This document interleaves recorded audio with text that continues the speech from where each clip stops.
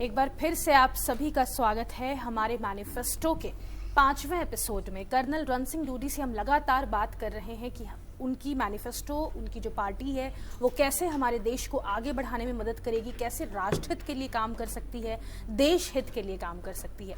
और अब मैनिफेस्टो में अगला पॉइंट है dual citizenship. Sir, dual citizenship के बारे में जरा समझाइएगा हमारे दर्शकों को। We will endure that our education standard is best and no child would like to go out of country. Rather, students from worldwide will be attracted for Indian education, which will be great source of income. जो बच्चे हमारे देश से बाहर जाते हैं और उसके बाद में उस देश की नागरिकता प्राप्त कर लेते हैं, उसके बाद में उनका इंडियन पासपोर्ट जब्त हो जाता है।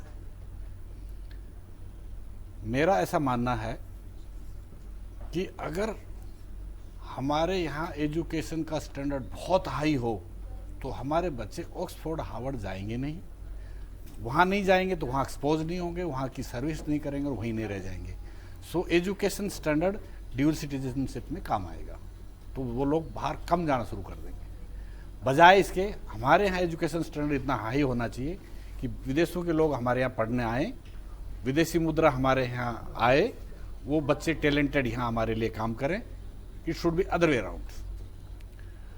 अब ड्यूअल सिटीजनशिप में मैं बहुत शॉर्ट में ये बताना चाहता हूँ पर्सनल एग्जांपल से कि बहुत से जो बच्चे हैं वो जाते हैं डॉलर कमाने के लिए, लेकिन जैसे ही वो स्टेब्लिश हो जाते हैं उसके बाद में उनको माँ और मातृभूमि की याद आती है, उस वक्त उनका पासपोर्ट जब्त हो चुका होता है। हमारा इंडियन पासपोर्ट सिस्टम और लॉ इतना डिफिकल्ट है कि उनको they are reluctant to come back and take the passport again. तो अगर हम उसका पासपोर्ट जब्त नहीं करते हैं, मेरा एक बेटा बड़ा लंदन में है, उसने 5 करोड़ का घर लिया, छोटा बेटा डबलिन में, उसने 5 करोड़ का घर लिया। मेरी 61 साल की उम्र हो गई। कुछ समय के बाद में जैसे मैं बूढ़ा हूँगा वो जिद करेंगे और थोड़े से बूढ़े होंगे, वो बांध के हमें वहाँ ले जाएंगे। मेरी 5 करोड़ की प्रॉपर्टी लट से यहाँ है, उसको वो बेचेंगे और उसका लंदन में एक छोटा सा घर खरीदेंगे। अगर ड्यूअल सिटीजनशिप नहीं होती है तो जो 10 करोड़ रुपए हिंदुस्तान में आने थे वो आए नहीं, 5 करोड़ हिंदुस्तान के बाहर चले गए और 2 बच्चे जो एक्सेप्शनल टैलेंट वीजा पर बाहर काम कर रहे हैं, वो हिंदुस्तान का टैलेंट जो यूरोप के काम आ रहा है वो हिंदुस्तान के काम आना चाहिए। सो जो ड्यूअल सिटीजनशिप के बारे में मैं अलग से भी काम कर रहा हूँ, मैं PIL में भी जाऊँगा, मैंने प्राइम मिनिस्टर साहब को भी लिखा है, फॉरेन मिनिस्टर को भी।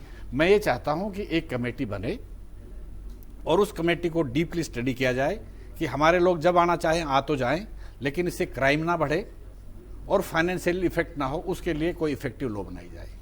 सो आई एम इन फेवर कि हमारा पासपोर्ट जब्त ना हो और जब भी हमारे बच्चे वापस आना चाहें, घर वापसी स्वागत है पुत्र पुत्री। बिल्कुल सर, दूसरा पॉइंट है डुअल सिटीजनशिप में, we will stop brain drain, rather will retrieve the already drained brain. This will affect both money and talent of our nation. हमारे हिंदुस्तान का ब्रेन है, यही दुनिया को चला रहा है। जो सबसे एडवांस साइंटिफिक नासा जैसी इंस्टीट्यूट है उसमें भी इंडियन लोग।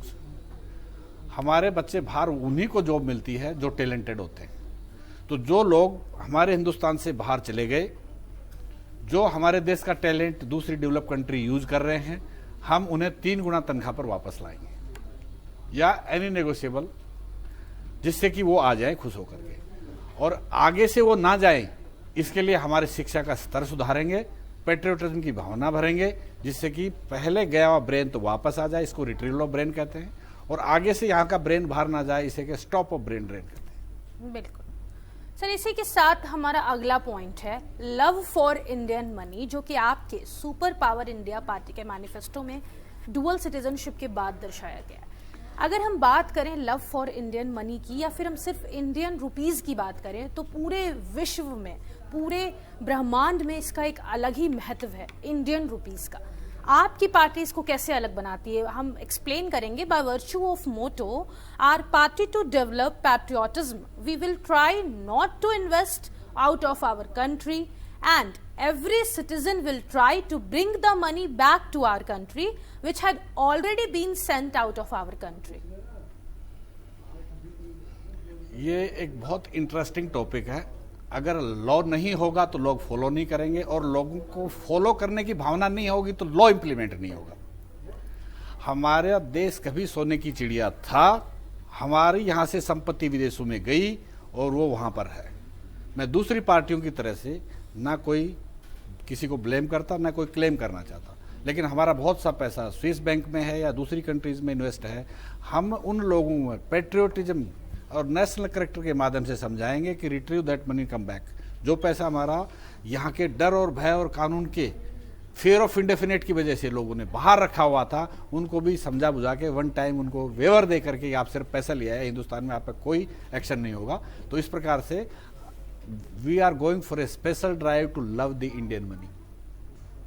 जब देश आज़ाद हुआ था तो डॉलर की कीमत भी 1 रुपया थी और आज उससे लगभग 90 और 100 गुना के करीब हम डाउन चले गए हैं। अगर हमें हमारे पैसे से प्यार होगा तो हमारा पैसा बाहर नहीं जाएगा, बाहर गया पैसा वापस आएगा। और इनहांस टू दैट हम कुछ ऐसी एजुकेशनल इंस्टीट्यूट, इंडस्ट्रीज कुछ ऐसा करेंगे जिससे बाहर के लोग हमसे खरीदें, बाहर के लोग हमसे पढ़ने आए, तो हमारी value of money will be stronger. So this is the motive that develop a love. इसमें हम पेट्रियोटिज्म भी लाएंगे और कानून भी लाएंगे, लॉ को स्ट्रिक्ट करेंगे और लोगों की भावनाएं करेंगे कि जिससे कि वो लॉ को माने और हमारा पैसा हमारे पास रहे, हम दोबारा सोने की चिड़िया हो जाए, सुपर पावर हो जाए।